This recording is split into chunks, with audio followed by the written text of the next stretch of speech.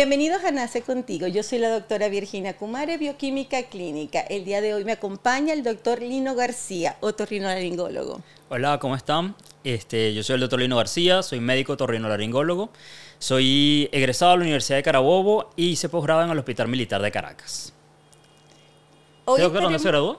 Yo me gradué en la Universidad Central de Venezuela y mi posgrado es de la Universidad Javeriana en Bogotá. Qué bueno, qué bueno. Bueno, el día de hoy, Lino, estaremos hablando de tu especialidad, otorrinolaringología, ¿ok? Que sabemos perfectamente que no todos los médicos conocemos esa amplia gama que abarca tu especialidad. Y una de las más difíciles para nosotros confrontar, ¿ok? Sí. A ver, Lino, vamos a hablar de las famosas alergias, chicos. Ajá. Las alergias que son para nosotros un tormento. Sí, de verdad las alergias a nivel mundial, inclusive a nivel acá nacional, es un gran problema. Acá la primavera como que se siente el doble. Sí. Y cada día, cada vez, cada momento hay más autos, hay más smog, y hay más contaminantes. Y inclusive hasta más árboles que producen muchos síntomas alérgicos. Así que siempre desde que llega la primavera, muchas personas durante todo el año son alérgicos y es bueno indicar su tratamiento, pero también hay otras cosas que se pueden hacer. Cuéntame de eso. Que mejorarían estos síntomas. Por ejemplo, los hábitos, lo que se llama la higiene ambiental.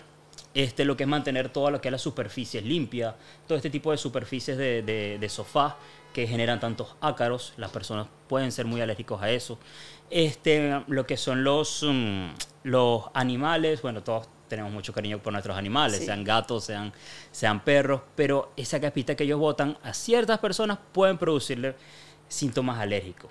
Las cortinas, las sábanas, siempre es bueno cambiarlas una vez a la semana, no pasar tanto tiempo con esas sábanas por la misma producción de ácaros. Inclusive, estoy seguro que la dieta también puede mejorar todo ese tipo de síntomas. No, claro que sí, por supuesto. Por lo menos, aparte de las medicaciones, por supuesto, que rutinariamente utilizamos, por lo menos yo para evitar la hipersensibilidad, por lo menos cuando están en plena crisis, inmediatamente yo les pongo una dieta de aquellos productos y se los explico. Aquellos alimentos que normalmente no te causarían una alergia, como estás hipersensibilizado, ¿ok? Sencillamente va a prolongar el cuadro. Entonces, normalmente, por ejemplo, todo, por supuesto, lo que son leguminosas, nosotros lo quitamos, todo lo que son los ácidos, todo lo que produzca metano, como brócoli, coliflor, rúgula, berro, espinaca. O sea, nosotros normalmente, el huevo, por supuesto, pero es que yo siempre he comido huevo, pero si estás con urticaria... Que están en la dieta normal, ¿no? Son que están en la, como... Normalmente. Todo el mundo dice, come saludable, come brócoli. Claro. Entonces, hay que retirarlo también, ese tipo de alergia. Cuando estás en plena crisis y sobre todo en esas temporadas, por lo menos nosotros como extranjeros, no estamos acostumbrados a estas alergias estacionarias que de repente nos preocupa porque es toda una época completa. Sí. Y cuando comienza con los niños se empeora con los catarros. Sí. Cuéntame cómo ustedes manejan eso. Bueno, básicamente siempre es lo que es el tratamiento médico. Y en los niños es importante diferenciar, también saber la edad del niño. Y diferenciar si es una adenoiditis, o es una amigdalitis, o es una rinitis, o es un resfrío común. Entonces, eso también son lo que llamamos nosotros diagnósticos diferenciales. Yeah. Pero en el niño es muy importante poder diagnosticarlo bien, porque dependiendo de eso, uno sabe qué va a hacer. Esas adenoiditis se pueden confundir mucho porque producen obstrucción nasal. Y las rinitis alérgicas producen moco, prurito o picazón nasal y rinorrea, estornudo. Todo ese tipo de cosas. El cuerpo respira lo que no le gusta y lo bota. Claro. Trata de botarlo, ¿verdad? Y eso se puede confundir mucho con la obstrucción nasal que producen las adenoides grandes. Entonces, hay que poder diferenciarlo porque tienen un tratamiento parecido, pero un final distinto. Si el niño tiene una hiperplasia adenoidea, ya hay que operarlo. Claro. En cambio, una rinitis alérgica no se opera. Muchas personas piensan que si se operan de la nariz porque tengan el tabique desviado, se les van a quitar también las alergias. Realmente no. Ya van a respirar mejor, pero van a seguir siendo alérgicos. Entonces ahí entra otra contradicción, que el tabique está desviado, se opera, se endereza, pero ahora va a respirar más todo ese tipo de cosas que le producen alergia. Entonces va a ser un poco más alérgico. Yeah. Entonces hay que mantener más eficiente lo que son las medidas ambientales y el tratamiento con el antialérgico. Claro. Y aquí en este país la producción de ácaro es mayor, ¿verdad? ¿Tú lo has visto? Sí, sí, en cierta forma sí. Y también hay muchos árboles que no son de esta zona. Ya. Como el plátano oriental, el pimiento, todo ese tipo de cosas son árboles injertados acá que no son de esta zona. Y las personas no tienen las inmunoglobulinas o el sistema inmunológico suficientemente capaz para repeler ese tipo de árboles, de antígenos que producen esos árboles. ¿Y hay cierta predisposición para eso? Porque hay muchas personas, por ejemplo, en mi zona donde yo vivo, hay muchísimo. Sí. Pero Es que están en todos lados. Somos alergenos, Ajá. no somos Sí. atópicos. Exacto. Pero, ¿qué te hace más alergeno? ¿Qué consideras tú? No, cada quien es distinto. Cada sistema inmunológico es es diferente. distinto, hay unos más capaces, otros menos que no. No quiere decir que sea malo o bueno, ¿no? Realmente la rinitis alérgica no es una patología que aunque hay que controlarla porque es muy molesta, pero probablemente no te lleve a un desenlace terrible, digamos. Ya. No es que la diabetes mellitus no sea, o la hipertensión no sea algo que no se controle, pero yo creo que si la ponemos en balanza, hay una que es de más cuidado que la otra, digamos, ¿no? Claro. Sin quitarle importancia una a la otra, pero es algo de controlar. Y simplemente con control, tratamiento, ir al otorrino adecuado y tener el control. Y con eso se puede vivir el resto de la vida. Perfecto. Y nutrirse de la mejor manera. Gracias.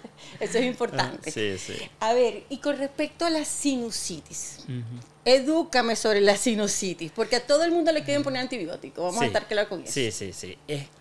O a todo el mundo le quieren poner antibiótico o a todo el mundo le quieren ponerle paracetamol. Exacto. Entonces, es como que hay que evaluar bien eso. Y hay que interrogar mucho. El paciente siempre te va a decir lo que tiene y si no te lo dice, hay que irlo buscando. Porque hay que necesitar diferenciarlo bien. Muchas personas dicen que tienen sinusitis, pero realmente lo que puede que tengan es una rinitis. Ya la sinusitis crónica se expresa de otra manera. A ver. Háblese de crónico porque que dure más de 3 meses. Ya. Como tal, una sinusitis aguda la podemos tener todos en cualquier momento. Cualquier momento que nos resfriemos es mucha secreción de moco que se va a los senos paranasales. Se indica antibiótico cuando se vea presencia de pus. Pueden ser virales también, pueden que no. Y allí es donde hay que... Que son la mayoría. Que son la gran mayoría. Por eso se manda mucho paracetamol. Pero ese paracetamol hay que acompañarlo con otro tipo de cosas. Con el antialérgico, con el corticoide intranasal, que en el mercado hay muchísimos, y con el lavado nasal. Y siempre saber que, bueno, es un síndrome viral, 3-5 días de sentirse mal, y eso va a pasar. Si ya la sinusitis es crónica, para patologías crónicas hay que tomar medidas drásticas. Ya eso hay que solicitar escáner nasal para ver cómo están todas las celdillas maxilares, etmoidales, esfenoidales, frontal, y de allí indicar el tratamiento o procedimiento quirúrgico más indicado, más eficiente. Pero previo a eso siempre hay que pasar un ciclo de 3 meses de tratamiento. Ok, entiendo. Para ver si el paciente responde. Entiendo. Otra pregunta que quería hacerte, Lino, es, a ver, los vértigos, ¿ok? Cada vez se está viendo más y más y más, ¿ok? La presencia de vértigo en personas después de cierta edad, ¿ok? Sí. ¿A qué tú lo asocias? Porque, por ejemplo, a nivel metabólico, por supuesto, nosotros buscamos todo lo que es la parte de colesterol, la presencia de triglicéridos, ¿ok? Por supuesto, una diabetes descompensada, claro. Se confunde mareo con vértigo y, por supuesto, todo lo metabólico puede llevarme a esa presencia de ese síntoma, ¿ok? ¿Por qué crees tú que ocurre ya después de ciertas edades que empieza a intensificarse este malestar que en verdad es muy molesto en muchos pacientes? Sí, bueno, realmente en cuanto a las edades, siempre se basa, como toda la medicina, es basada en la evidencia. Y se ha visto que después de ciertas edades se puede producir el vértigo con mayor frecuencia. Pero igual, hemos tenido acá pacientes adolescentes, pacientes de 25, 26, 27 años que tienden a presentar ese tipo de patologías. Y ahí es donde uno se tiene que enfocar mucho en lo que son sus hábitos también. Una persona que mucho estrés, no duerme bien, no se ejercita, no tiene hábitos saludables como tal, su dieta basada en procesados, en químicos, es mucho más fácil salir y encontrarse algo que comer que es procesado, no voy a decir nombres, pero bebidas negras, todo ese tipo de cosas, es más fácil conseguirlo y comer cualquier cosita más barata inclusive, y eso tiende a generar alzas metabólicas que generen ciertos vértigos. Ahora, o ciertos mareos. Cuando nos vamos ya a la patología propia del oído interno, de los núcleos vestibulares del oído interno, ya tienen otros desencadenantes. Ya la persona tiene que tener una alteración funcional en su equilibrio. El equilibrio es instintivo. Desde que nacemos, gateamos, generamos ese equilibrio. Entonces eso se va perdiendo con el tiempo. Llámese hipertensión arterial, que puede producirlo también y podemos mejorarlo y podemos evitar eso. O ya patologías propiamente dadas de esa porción vestibular. Entiendo.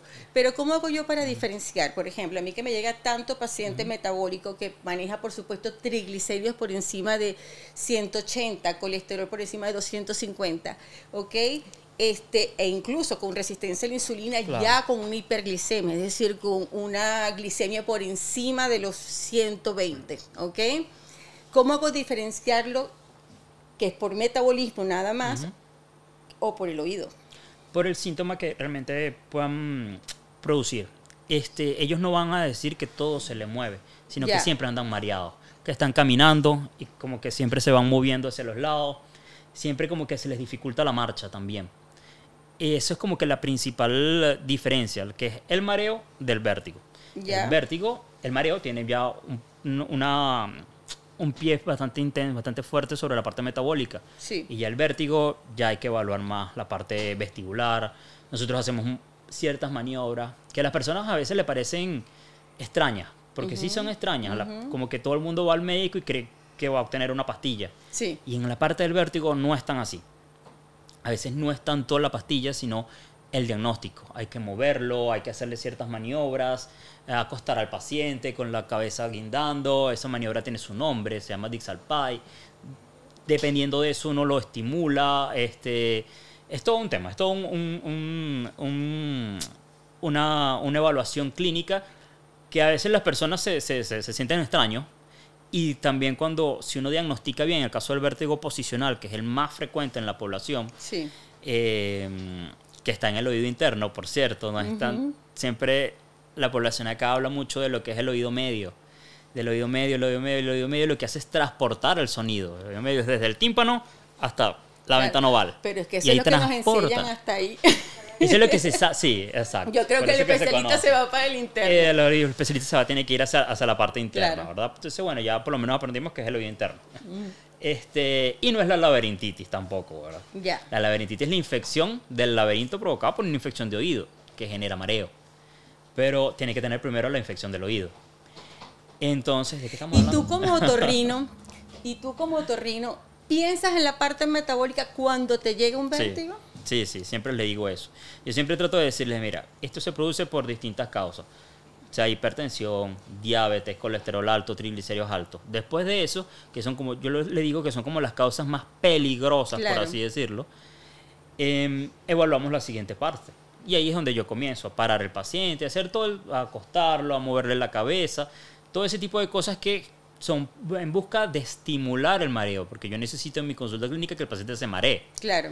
Y ver cómo ese yo movimiento de los ojos. Yo necesito lo contrario. Exactamente. ¿Ves? Que son dos consultas que van a lo mismo, pero con el distinto método. Claro. Entonces uno tiene que evaluar ese movimiento del ojo, ese nistagmo que produce el vértigo. Que produce el vértigo que vemos los otorrinos. Porque ya para el cerebro hay otro tipo de vértigos también que más profundo la cosa. Claro, sí, ya esas palabras mayores. Ya sé. Está bien. Otra cosa es, vamos a hablar, mira. Normalmente, por supuesto, a mí me llegan pacientes con obesidades importantes, ¿ok? Y casi prácticamente el 60% de ellos me están sufriendo de apnea del sueño, ¿ok?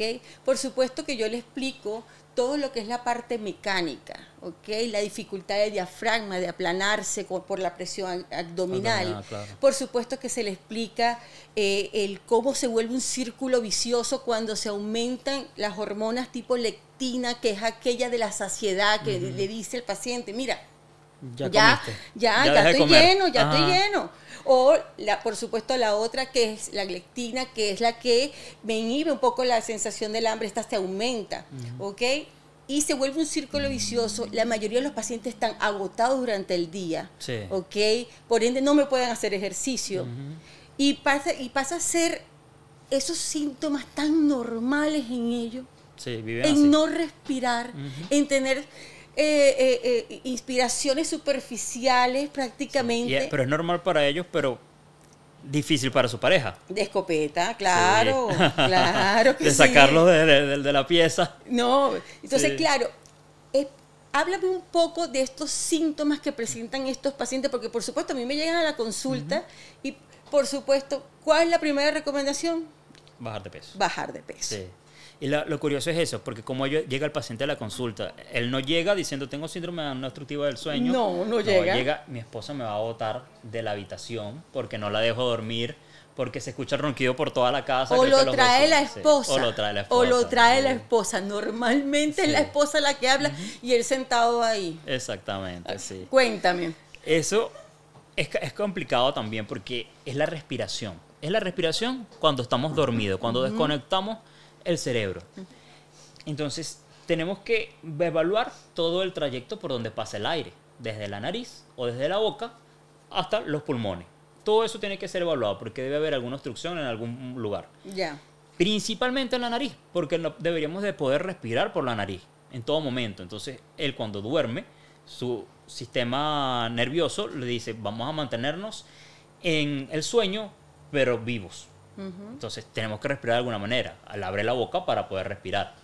Pero el paciente ya es un paciente probablemente obeso, probablemente con cuello corto, que entonces él respira y tiene presión en el cuello, con un cuello así, que cuando abre la boca, todo ese movimiento es lo que se escucha. Claro. Y eso pasa, el aire va a pasar a través de probablemente el paciente también tenga las amígdalas grandes, una amígdalas grado 4, que ya no deja un espacio muy chiquito para que pase el aire. Entonces suena todo eso, la úvula puede que estar descendida, el paladar flácido, base de la lengua probablemente gruesa, y todo eso hace como si se estuviese ahogando. Entonces llegan momentos en el cual él queda en un sueño, entra a sueño REM, a sueño profundo, pero no, su cuerpo no lo tolera porque se relaja tanto que hace la apnea. Entonces el sistema nervioso dice, despiértate, Claro. se para, tose y sigue otra vez roncando. Entonces es peligroso porque el cuerpo necesita oxigenarse, el corazón necesita oxigenarse, necesita respirar el aire y hay que evaluarlo bien. De verdad, la evaluación de un paciente con ronquidos o un paciente con apnea es bastante larga. Hay que hacer distintas cosas. Hay que hacer escáner nasal para ver cómo está la parte interna de la nariz. Incluso hay especialistas otorrinos que se dedican al sueño, que hacen Sí. un fellow referente al sueño, donde operan desde la punta de la nariz hasta los pulmones, hasta la laringe, que es donde llegaríamos nosotros como otorrinos. Llegamos hasta glotis y subglotis, hasta las cuerdas vocales, digamos. Claro. Que las cuerdas vocales, donde entra el aire y se va hacia los bronquios. Entonces todo ese camino hay que evaluarlo. Hay distintos estudios de sueño o las polisomnografías como lo que le dicen el gold standard para ver todo eso, para poder medir cuánto tiempo de apnea está presentando el paciente y si esa apnea está generando alteración en el cerebro, en las ondas cerebrales o en el propio corazón. Y cuando le explicas esto al paciente y le dices... El paciente se quiere ir. Y dice, no, que yo vine buscando fue un medicamento nada más. Y la esposa lo retiene. Sí. Y le dices, tienes que bajar de peso. Sí, ¿Cómo lo perciben normalmente? No, se ofenden. Se ofenden. Totalmente. Sí. Porque creo que cuando uno le dice a una persona que tiene que bajar de peso, ya como que lo Más estás si, ofendiendo. más si no lo solicita. Más si no lo solicita, porque ellos lo que están buscando es una pastilla que les quite todo. Y a mí me encantaría que existiera esa pastilla, que existiera Claro.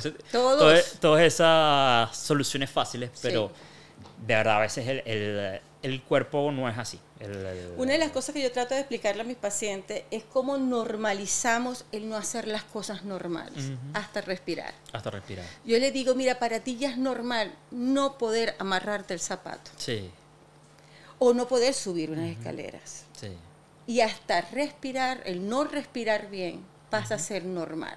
Claro. Entonces ahí es donde por lo menos yo trato de crearle una conciencia de que no es normal. ¿Y cómo se hace eso? ¿Cómo se le dice a una persona, que lo que me estaba comentando, Sí. la leptina? Sí. ¿Cómo? Porque es una hormona. ¿Cómo hacemos para suprimir Mira, ahorita esa leptina y que el paciente diga, ya con esta porción, Claro. con tantos gramos de esto, tantos gramos de lo otro, ya estoy saciado?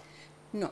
Ahorita, gracias a Dios, gracias a Dios, ya hemos visto que la obesidad es una enfermedad crónica. Sí. ¿Ok? Ya no se considera es que tú no pones el esfuerzo, es que no tienes fuerza de voluntad. Claro, sí. No, ya se considera una enfermedad crónica, por ende, como toda enfermedad crónica, tiene que ser tratada toda la vida. Así hayas bajado de peso. ¿Ok? Ya se sabe, gracias a Dios, de que no es solamente el dejar de comer, ¿ok? O hacer algunos cambios. Y ya, de estilo de vida. Claro. No, cuando ya se tiene una obesidad importante, se necesita un equipo. Se necesita saber en qué fenotipo tú caes, si eres un cerebro hambriento, si eres un intestino hambriento, si eres mira. un metabolismo lento, Ajá. ¿ok? Y ver en qué fenotipo, porque incluso puedes tener varios fenotipos, ¿ok? De qué te estimula a llegar hasta donde has llegado. Claro. Y por supuesto, empezar a verlo como una enfermedad crónica, ¿ok? Por supuesto, habrá pacientes que solamente nutrición, porque muchas veces me preguntan, doctor, ¿y cuál es la mejor nutrición? La que puedes mantener en el tiempo. Sí, eso le iba a Porque preguntar. por eso yo no uso dietas cerradas. ¿Por qué? Por la sencilla razón de que las dietas tienen un principio y tienen un final. Y si le metes el final, vuelves a engordar. Porque lo que te Claro. engordó ayer, te va a engordar hoy O sea, y es algo para también toda la vida. mañana. Es algo para toda la vida. Y más con la edad, que el metabolismo va cambiando. Claro. Entonces, prácticamente con mis pacientes es una cuestión de hacerlos entender de que ya no somos una dietoterapia, ya no somos comer en la mañana una rebanita de pan con fruta, con esto. No. De merienda fruta. Es saber distribuir qué cantidad, porque lamentablemente hemos querido, por lo menos yo que soy metabolista, la parte de metabolismo, bioquímica, ¿ok? Hemos querido dividir a los carbohidratos, por ejemplo, en carbohidratos buenos y carbohidratos malos. Sí. O satanizarlos. O también satanizarlos. Ajá. Pero la verdad es que para una persona normopeso, ¿ok? Y con buena distribución de grasa, porque tú puedes ser normopeso, pero si toda la pequeña grasa que tienes está a nivel visceral, Sí. igualito tienes un riesgo alto de enfermedades crónicas. ¿Ok? Pero si tengo un paciente que ya está con una patología, que ya tiene una resistencia a la insulina, que ya tiene los triglicéridos altos, que ya tiene una circunferencia abdominal por encima de 110, y yo voy a poner de que las frutas, porque tiene vitamina, es mejor, ¿ok? Que cualquier otro carbohidrato, y lo mando a comer fruta todo el santo día. Le estoy metiendo la misma cantidad de carbohidratos porque es una fructosa. Es una fructosa, sí, claro. ¿Me explico? Sí, sí. Igual con la famosa leche descremada. Ajá. No, tú le estás quitando la grasa. Pero quien te tiene una insulina elevada es el carbohidrato. Es el carbohidrato, quien claro. te tiene un triglicérido elevado es el carbohidrato. Sí. Entonces, nosotros tratamos, digo nosotros porque en la clínica NACE nosotros trabajamos con psicólogos, hay nutricionistas, hay endocrinos, o sea, y se trabaja para ver al paciente como un complemento todo completo, Sí. desde su cerebro hasta la parte orgánica. ¿Y qué piensa de esas? Ahora todo es redes sociales. Así. Ahora todo, bueno, esto es una red social, todo Sí, acá claro. lo estamos haciendo así de esa manera. Hay muchas personas que se hacen famosísimas por redes sociales y a veces se hace famosa la persona más no el mensaje. Lo que quiero decir con esto es como que a veces no tienen un buen mensaje.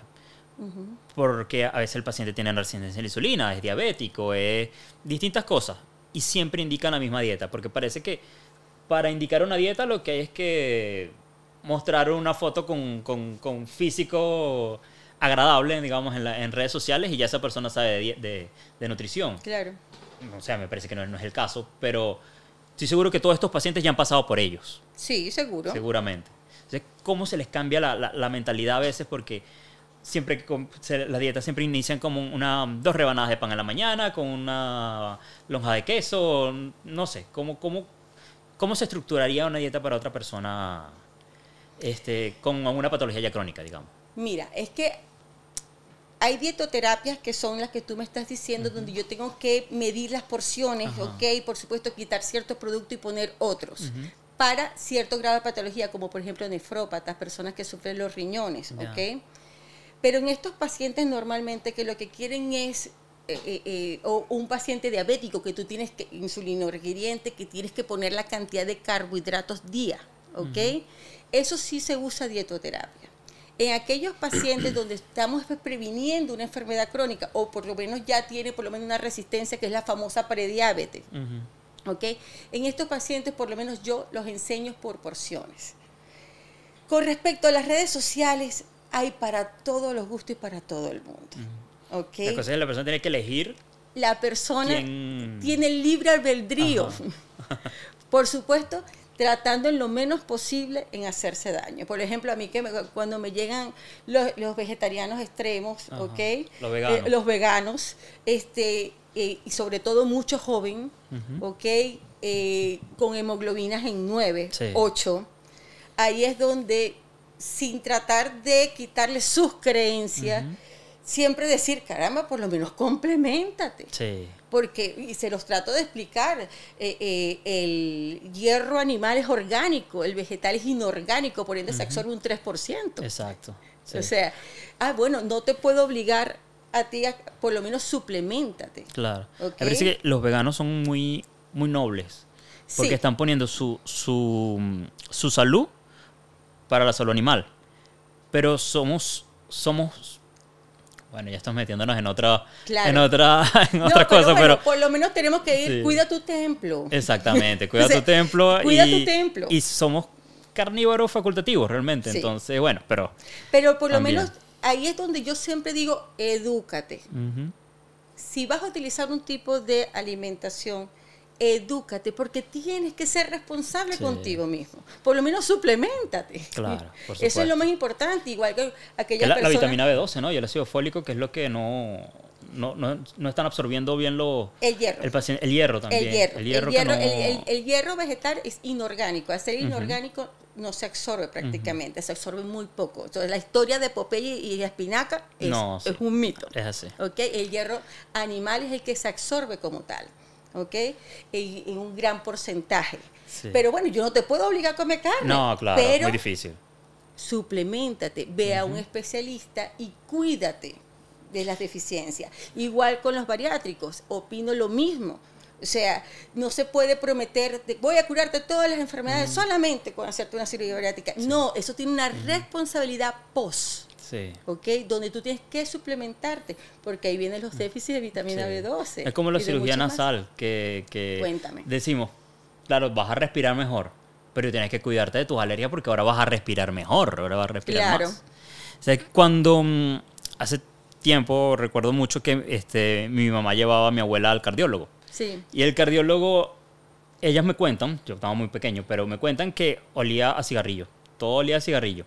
Y él le decía, no puedes fumar, no puedes hacer esto. Entonces, el propio cardiólogo fumaba, obeso o todo lo demás. Creo que con esto lo que quiero preguntar es, ¿qué hábitos tiene un nutricionista saludables? ¿Cómo se nutre? ¿Cómo se nutre un nutricionista?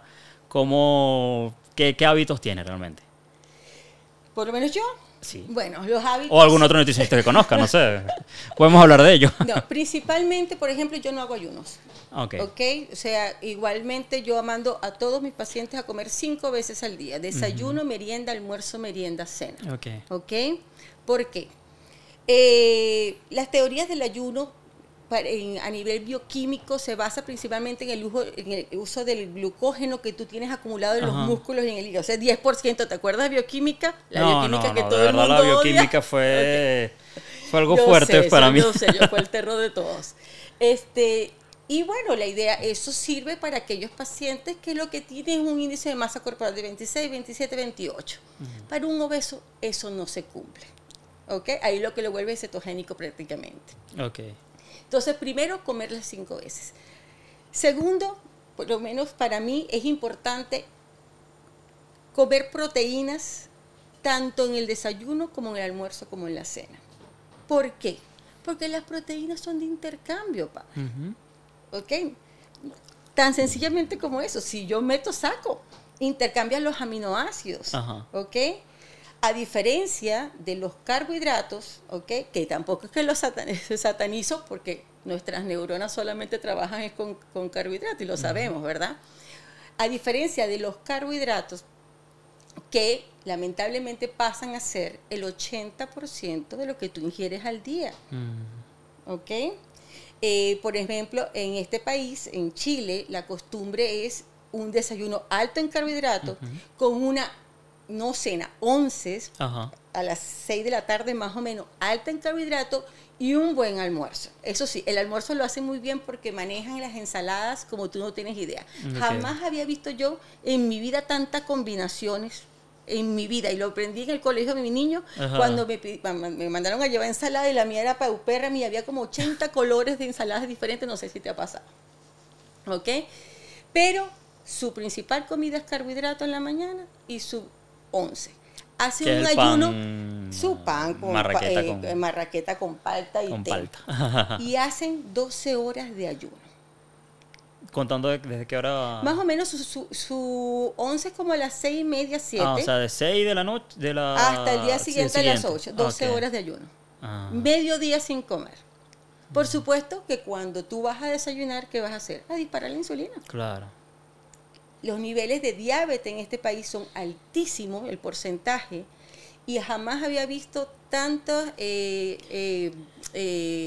diálisis como he visto en este país. ¿Y se dispara la insulina por el pan que comen al desayunar, no, o por cualquier comida? Ayuno, por reflejo. Okay. O sea, independientemente, cualquier cosa que se come va a ser un disparo de insulina. Si comes carbohidratos. Ok. O sea, ¿hay una mejor manera de romper el ayuno? Ellos responden, no, tan sencillamente, no solicitando, porque si haces 12 horas de ayuno y comes carbohidratos como lo principal, famoso cereal con leche. Ya. Sí, un cereal y una galactosa. Ajá. ¿Por qué vas a pedir? Pura insulina. Claro. Entonces, cada vez vas a pedir, a media mañana una fruta, insulina. En el almuerzo metes tu arroz, insulina. A media tarde metes tu pan con café con leche, insulina. Y en la cena te comes, por lo menos los venezolanos, una arepita con queso, 2 carbohidratos, insulina. Que es más carbohidrato también. ¿Me explico? Sí, entonces, por lo menos yo trato de fomentar, y es mi práctica, de comer proteínas en las 3 comidas de diferentes formas, acompañados, sí, de sus carbohidratos, acompañados de sus vegetales. O sea, para mí eso es fundamental. Por supuesto, el ejercicio. Hay que sacar el tiempo. No es fácil. Se intenta. Se intenta, sí. Pero bueno, como digo, si uno no rompe el ciclo, nunca se va a hacer. Claro. Porque vamos a estar claros que el día de las marmotas, donde todos los días son iguales, uno se deja ir por ahí. Pero se trata de fomentar de que, mira, comencemos a hacer algo. Algo de ejercicio. Y lo otro que yo fomento es que cuando vienen conmigo a la consulta, yo les estoy quitando un placer. Porque ¿qué es ansiedad? Aburrimiento, monotonía, depresión, fastidio, estrés, histerismo. Eso es ansiedad. Lo que pasa es que es más fácil decir estamos ansiosos que decir todo lo demás. Lo cual también la ansiedad, el estrés, también puede generar patologías en mi área. Todo ese tipo también de patologías genera este vértigo o oído medio que comentan acá, que realmente no es oído medio, pero bueno, ya. O sea, tú me dices que el estrés puede generarme un vértigo. Puede generar un vértigo. Échame el cuento. Sí. Y también, no solamente eso, sino que anteriormente el tratamiento era mejorar la dieta y hacer ejercicio. Cuando digo hacer ejercicio no es levantar flexiones, no es hacer así, sino caminar. Caminar, y eso era el tratamiento que se indicaba para ese tipo de vértigo hace mucho tiempo, porque se conocía de que el vértigo era generado por el estrés o por la ansiedad y ese tipo de digámosle, patologías o sintomatologías o manera de llevar la vida, no sé. Y eso es lo que prácticamente se mandaba anteriormente. Ya después, bueno, vinieron varios científicos a hacer movimientos y todo ese tipo de cosas, y es el tratamiento que tenemos hoy en día. Pero sí, realmente siempre lo que se conocía antes como personalidad tipo A, o que se conoce todavía como personalidad tipo A, son personas muy ansiosas, personas que te vienen diciendo que mucho mareo, que volteo para la derecha, me mareo, que voy a tomar la losa, me mareo, me voy a colocar las zapatillas ¿Pero está también. asociado al oído medio o a la contractura como tal? Al oído interno. Ay, perdón, al oído interno. Al perdón, oído interno, perdón. sí. Doctor, disculpe. Cuéntame. Sí, tanto al mismo estrés que produce de la contractura muscular, teniendo en cuenta de que el músculo del estrés, los dos músculos del estrés, esternocleidomastoideo y trapecio, se insertan en el oído, en la mastoide. ¿Ya? La mastoide es la parte más externa del oído, entonces, por eso se llama así, esternocleidomastoideo. Todo eso, entonces... trabalengua. Así mismo, ¿eh? Todo son palabras grandes para confundir. Para el otorrino. Para confundir, sí. Que ya tienen un nombre largo. Claro. También. Entonces, básicamente, esa es lo que produce el estrés, así que hay que llevar la vida tranquilamente. Sí se puede. Sí se Sí se puede. sí, claro. Sí se puede. O sea, Se intenta. Pero hay que intentarlo. Se puede, claro. Hay que intentar, hay que drenarla en el ejercicio, en todo ese tipo de cosas. A mí, por lo menos, fanático del ejercicio, de la dieta no tanto. Ya, Siempre trato. Comienza. Sí, siempre trato de pesar las cosas, las mediciones y todo eso. Pero sí soy culpable de que creo que sí, mis primeras dietas me las indicó un entrenador de gimnasio que no sé, no sé qué tanto conocimiento tenga. Bueno, pero por lo menos se intentó, que es importante. Sí, por lo menos. Bueno, fíjate que yo al inicio de los pacientes, yo no le mando a hacer ejercicio. Cuando me preguntan, doctora, ¿y debo hacer ejercicio? Claro. No, si no quieres, busca una actividad que te genere placer. Porque yo te voy a quitar la que mejor manejas. Que es la comida. Exacto. Sí, porque lamentablemente es así. Si estamos nerviosas, comemos. Si estamos histéricos, comemos. Si estamos fastidiados, comemos. Pero ¿sabes qué? Hasta si estamos felices, comemos. Sí. Ya el cine no es el artista que me iba a bucear, tú sabes. Ahora el cine es las palomitas, los completos, perro caliente. Es ir a comer. Es la ir a comer. Bebida, la gaseosa, todo eso. Antes ir a una fiesta, ¿qué representaba para ti una fiesta? Ir a comer torta. No, pero no tan chiquitico. Cuando estabas adolescente ibas a comer torta. No, representaban otras cosas. Que claro, y vas a levantarte. Y ahora que somos adultos. Ahora todo es juntarnos a comer. Juntarnos a comer, sí. Entonces, eso es lo que yo les invito a romper ese ciclo a mis pacientes. Y también veo que no se puede, digamos, una persona con sobrepeso, problemas cardíacos, no podemos indicarle que vaya a hacer ejercicio porque ¿cómo pones a trotar a una persona de 120 kilos? Un paso a la vez. Exacto. Yo siempre le digo. O sea, si me dicen, doctora, estoy obeso y fumo. Bueno, vamos a comenzar con la comida, pues. Y después con el cigarrillo. Y la esposa dice, pero doctora, dígale que no fuma. Un vicio a la vez, no podemos con dos. Claro. Igualmente es con el deporte. Porque a medida que van bajando y que se van sintiendo bien, que se lo van creyendo y que empiezan a reconocerse en el espejo y que empiezan a darse cuenta, concha, ya puedo subir mejor, ya puedo hacer el amor mejor. Eso es importante. Claro que, pero ¿tú qué crees que no afecta la testosterona? Por claro supuesto, que sí, muchísimo. Cuando empiezan a darse cuenta, ellos mismos van buscando exigirse un poco más porque su cuerpo se lo permite. Sí. Mientras, si tú los mandas a hacer todo a la vez y esa lucha a la vez, el cansancio los va a vencer. Sí, y también vienen las lesiones, todo ese tipo de cosas. Un círculo cerrado. Sí. Entonces, lo primero es, por supuesto, cuando me viene una persona para bajar de peso, solamente para bajar de peso con unos valores relativos, bueno, a esa persona yo le exijo más. Cuando una persona viene con una obesidad importante, ya con un síndrome metabólico importante y todos los valores alterados, por supuesto, para mí la pérdida de peso es una consecuencia de que hay que reparar todo lo demás y eso es lo que yo trato de concientizarles. De que los valores para mí es normalizarlo y después nos vamos encargando y eso llega solo. O sea, la pérdida de peso es una consecuencia y eso es lo que hace mi especialidad. Que al ser bioquímica y trabajar toda la parte metabólica y nutricional, los veo como completo. O sea, soy médico. O sea, no es una sola consulta que van. No, normalmente no. O sea, normalmente la primera consulta es, por supuesto, ver cómo está ese metabolismo. Claro. O sea, porque tú no puedes pretender, muchas personas te dicen, es que yo he comido siempre, toda mi vida he comido así. Y yo, pero caramba, pero ¿tú qué crees que tú puedes comer como si tuvieses 20? Afortunado si llegaste a los 30 con el mismo metabolismo de los 20, porque de 20 a 30, mira, con unos pequeños cambios que uno hace, mira, es suficiente, uno ve resultados. Llega a los 30. Ya no está Llega fácil. a los 30 hay que hacer más cambios. Y oye, la tasa de porcentaje, entonces viene el esfuerzo. Y cuando llegas a los 35, te das cuenta de que necesito ayuda. Sí. El metabolismo va a cambiar. Y el paciente entiende de que no es una sola consulta que tienen que ir, porque en mi caso no. A veces la persona viene con alergia o con vértigo y ellos piensan que ya, el primer día, listo, se curó. Ya se acabó todo eso. Entonces uno le dice, no, tienes que venir a un control. Por lo menos siempre el paciente alérgico hay que conocerlo, porque hay que saber a qué es alérgico y qué medicamentos les caen bien también, porque yo siento que ya se ha generado cierta resistencia ante ciertos medicamentos. Los más fáciles de conseguir, ya como que a las personas no le hace tanto efecto. Los da el sector público. Exactamente. Entonces, hay que verlos a los 3 meses, cada 3 meses, y ya como que a la gente como que no le gusta mucho. Igualmente con el vértigo, tú piensas que ya viéndolo, se acabó. Entonces, no, necesitas un control en una semana y hay que volver a hacer esto y puede que hoy no te sientas muy bien y es un proceso. Y la persona suele ser muy ansiosa. Y bueno, y eso desencadena una gran cantidad de síntomas. Claro.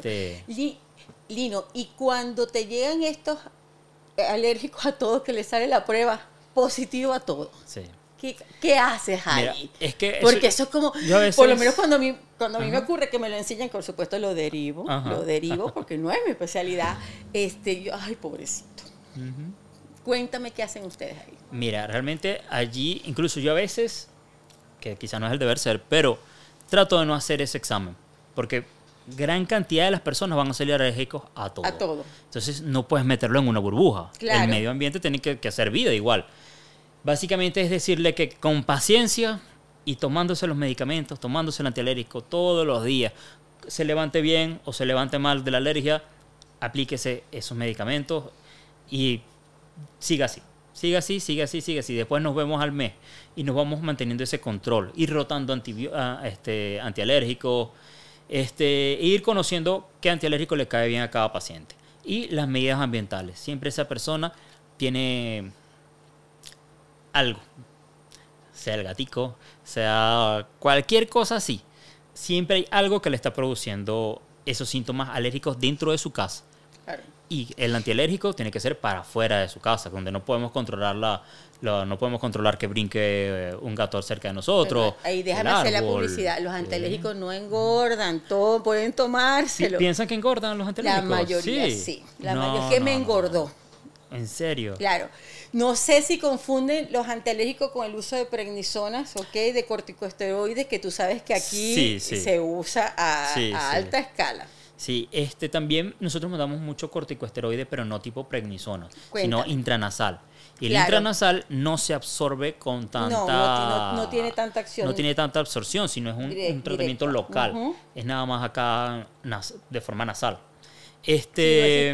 Y por eso lo podemos indicar hasta por todo el año. Siempre los ciclos de tratamiento son cada 3 meses, porque hay que ver cómo están las estaciones. Y el mito de anosmia, que es por supuesto que ya no tengo la percepción de los olores igual por el uso prolongado de corticosteroides o de estos medicamentos nasales.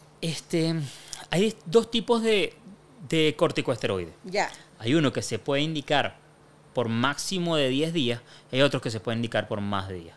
Y realmente la función del corticosteroide es al contrario, es producirle que el paciente huela, ¿verdad? La rinitis alérgica también pueden generar cierto porcentaje de anosmia. Entonces, al tú hacer que los cornetes se vayan hacia los lados, ya haces que el paciente pueda respirar mejor y pueda meter esos olores a las partículas odoríferas. Si aparte de eso, el paciente sigue sin tener buen sentido de detectar los olores, hay que evaluarlo. Hay que hacer escáner porque tiene que haber algo. Tiene que haber algo, sea alguna patología neurodegenerativa, sea alguna masa dentro de la nariz, y hay que hacer escáner, hay que evaluarlo. Hay ciertos test también para evaluar el olfato del paciente que son muy útiles. Y también hay maneras de rehabilitar el olfato del paciente. Claro, También. me imagino que lo utilizaron muchísimo en este último tiempo con Con el COVID. con el famoso COVID, con nuestro famoso COVID, Sí. y me imagino que ustedes estuvieron muy ocupados. Bueno, en verdad, a mí me dio casi al final, hoy la anosmia es muy desesperante. Sí, sí, sí. Uy, sí, Y horrible. básicamente en ese caso lo que era necesario era calmar al paciente, porque es un virus. Y una vez que ya sale del organismo, el olfato y el gusto vuelve. Hay personas que no. Y ahí es donde venía a hacer la prueba, la prueba olfativa y rehabilitar al paciente. De lo cual, bueno, en nuestro país hicimos test propios ¿Sí? de olfato en mi hospital, y yo soy partícipe de un test nacional de olfato. Y bueno, y en el posgrado, en el hospital donde hice mi posgrado, durante esta época se abocaron mucho a ese tipo de rehabilitaciones. Y anteriormente se llamaba test de olfato Connecticut, ¿Ya? americano. Ahora hay uno latino. Ajá, Y pero es hecho ¿en qué nuestro país. consiste? Básicamente es evaluar cómo está el olfato y evaluarlo con las cosas que nosotros conocemos, ¿Ya? ¿verdad? Que es la evaluación objetiva y subjetiva. Entonces, de manera objetiva, hay que evaluarlo con las cosas del común, que es el detergente, que es el café, que es el chocolate, esas cosas que nosotros conocemos, ¿verdad? Porque el olfato viene con la memoria. Tú no puedes saber qué estás oliendo si no sabes qué es. Sí. O sea, ¿ves cómo se conecta todo? Claro. Son cosas muy instintivas, como el equilibrio. El equilibrio es algo instintivo y nos abocamos a eso cuando lo estamos perdiendo. Entonces hay que volver a la parte lógica, a la parte instintiva, digamos. Qué bueno. No, yo le sufrí y te lo juro que no fue agradable. No, nunca lo es. Créeme que me puse, eso era terapia y Y terapia. esa es la terapia. Terapia Ahí se y basa la terapia. terapia. El olerlo, totalmente. tapándose una, ir oliendo, ir viendo qué es lo que estás oliendo. sea, Porque yo te- uno se acuerda a qué huele el café, solo que no lo sientes. Y Tienes ahí una haces memoria. la conexión, exacto, haces la conexión y por medio de la plasticidad neuronal puedes generar otro camino alterno al nervio olfatorio. Esa es la Fíjate, teoría de chico, la cosa. Sí. Porque yo siendo médico me desesperé. Sí. O sea, Es que es desesperante, claro. sí. genera una angustia real. Por supuesto, sí. Pero bueno, como todo tiene tratamiento y todo tiene solución. Qué bueno. No, no, se me pasó, pero duró mis tres. Y hay personas que han durado hasta cuánto, Lino. O Hasta el año. Los estudios están tirando Sí, largo. hasta el año. Claro. Ujú. Bueno, Lino, fue un placer compartir este podcast contigo. Gracias, pero eso es el primero de Me muchos. educaste de otorrinolaringología porque tú sabes que en pregrado tampoco es que vemos Sí, mucho. sí. ¿Ok? Y Fue la muy nutrición es des- algo muy... que en lo personal me gusta mucho. Ay, Me apasiona bastante y siempre estoy buscando cómo aprender más. Por eso creo que le hice bastantes preguntas igual. Muchas gracias, muchas gracias. Vale, gracias.